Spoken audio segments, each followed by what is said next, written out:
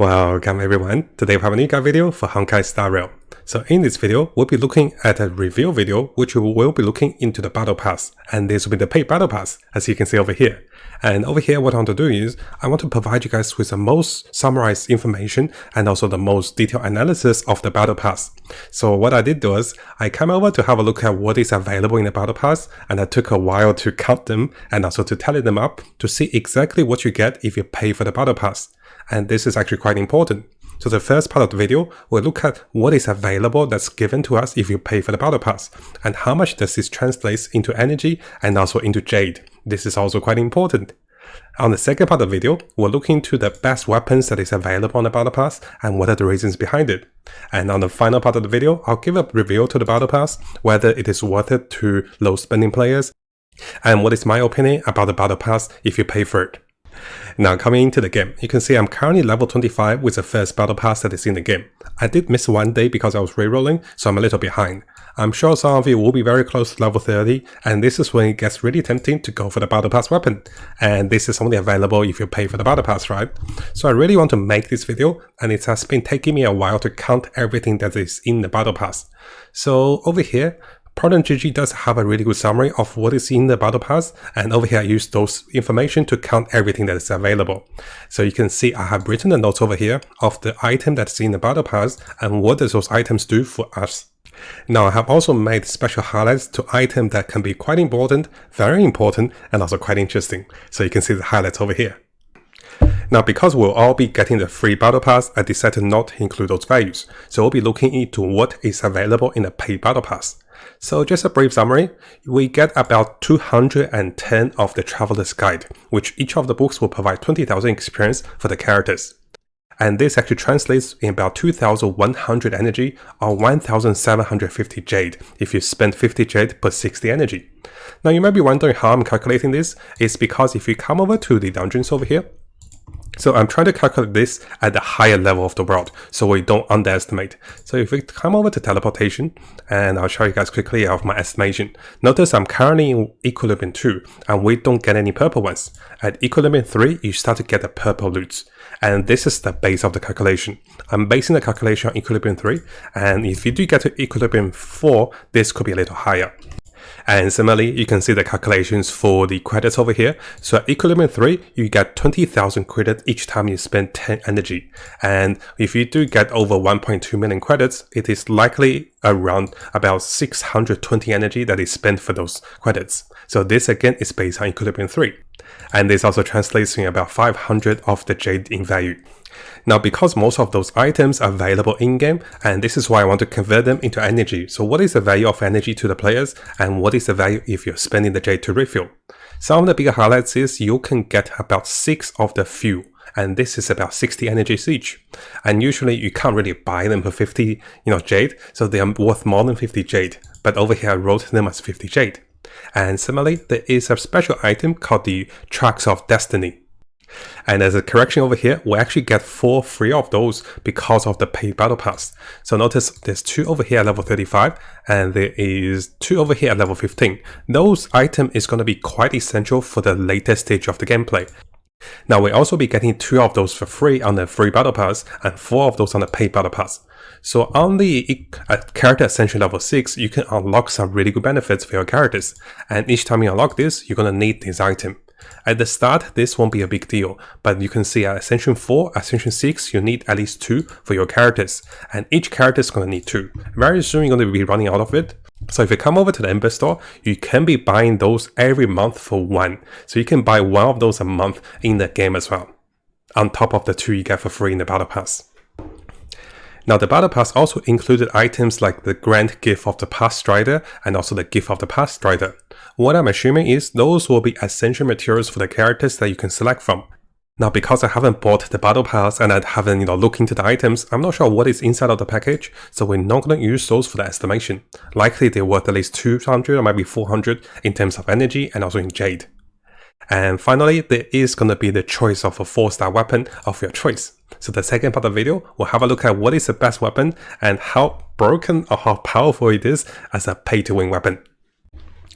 Now going through the data of the tables of summary, you can see that a lot of the value is coming from the character experience and also weapon experience. After that, the credits are not bad, and everything else, they're about 300, 400, 600 value in terms of Jade. And the bigger ones is going to be the Tracks of Destiny, you get some Few, you get some Stellar Jade, you also get a special weapon. So overall, this everything adds up to about 8,000 worth of energy. And if you guys are wondering, yes, this is worth about 34 days of waiting for your energy to regenerate at 240 a day.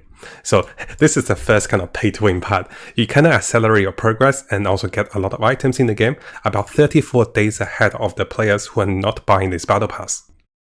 Now do keep in mind guys, not trying to make the video to get you guys buy the battle pass. So here we have a highlight.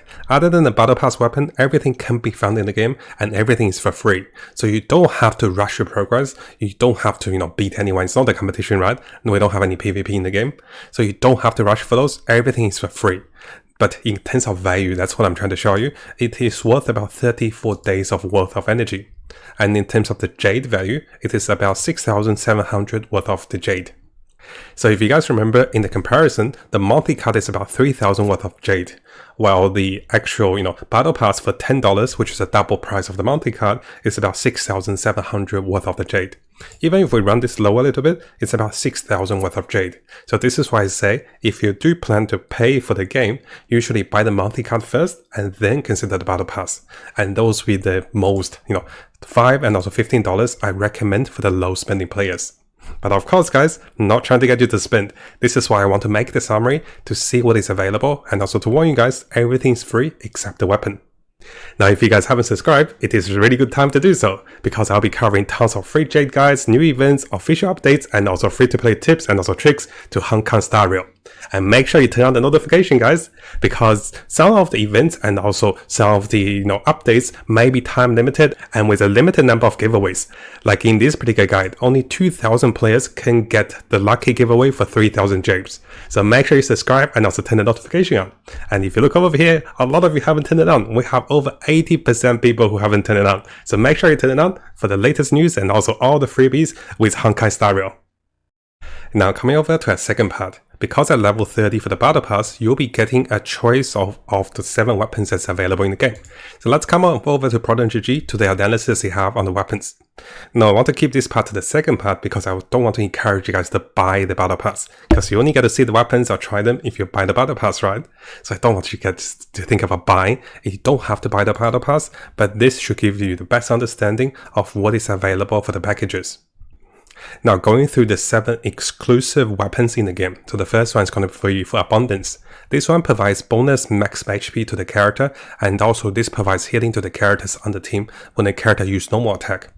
Now similar to what Prodigy said, this weapon is good on the first sight, but it's not really great, because your characters will not usually benefit much from the healing, and the bonus HP is not a big deal. So this weapon is rated a little lower to them and also to myself. So this is the bottom 3 of the weapons out of the 7 choices.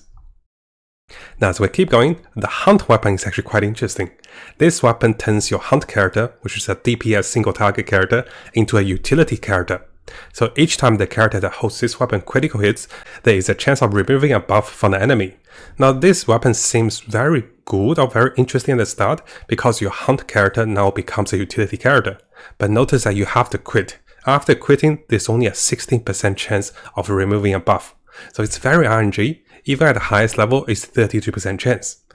Now this weapon does say this effect can only be triggered every once per attack, so I'm not sure exactly how effective this weapon will be, but it's one of the interesting weapons that's actually the top 3 weapons to be picking from the battle pass.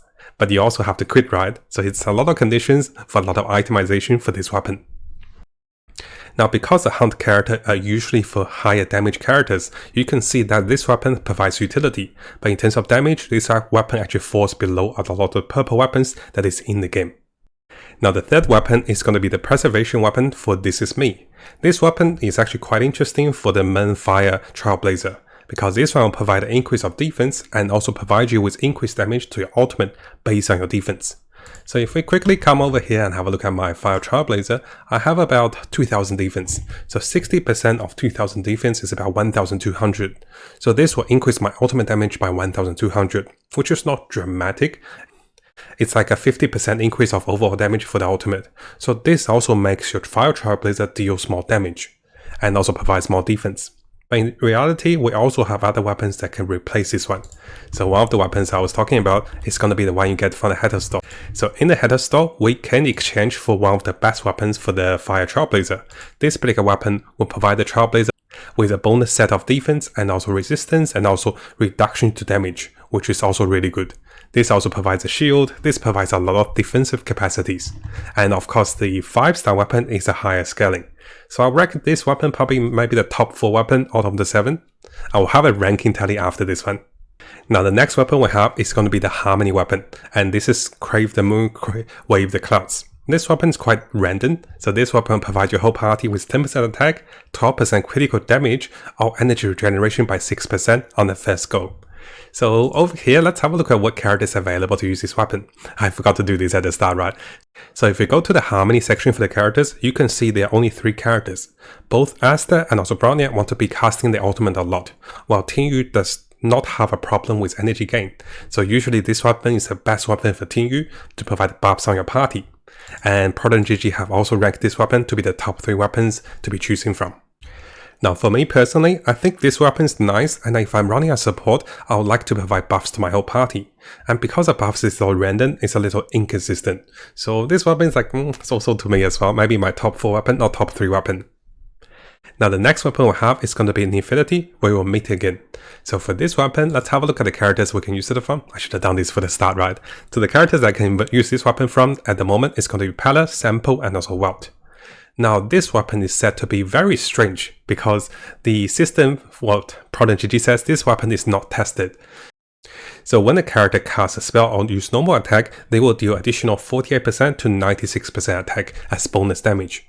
This can be really good or really weak, because for Infinity, usually you want to debuff enemies, and you'll be casting your skills quite often. So we're really not sure how strong this will be. This is probably my top 5 weapon, so it's on the bottom of the list. Coming over to the next weapon, which is from the Destruction category for Nowhere to Run. So coming over to the Destruction category, you can see that we have Alan, Clara, Hook, and also the Physical Trailblazer. So 4 characters that can use this weapon.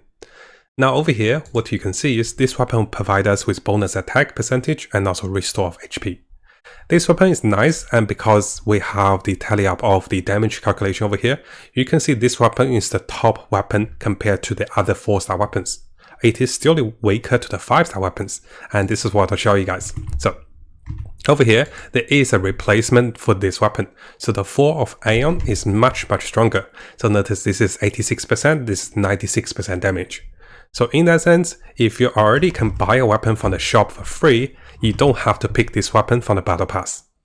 Finally, we have the Audition weapon, and for this particular weapon, if we come over here, we can see what characters can use this from. So there's Hatter, Himiko, Jing Yuan on the next banner, Qinkyu, and also several. So those characters are decent, and I do think this weapon is not bad, simply because you cannot buy this weapon over here. You have the Hunter, but you don't have that weapon, right? So you can't buy this weapon, and this weapon is said to provide a lot of damage.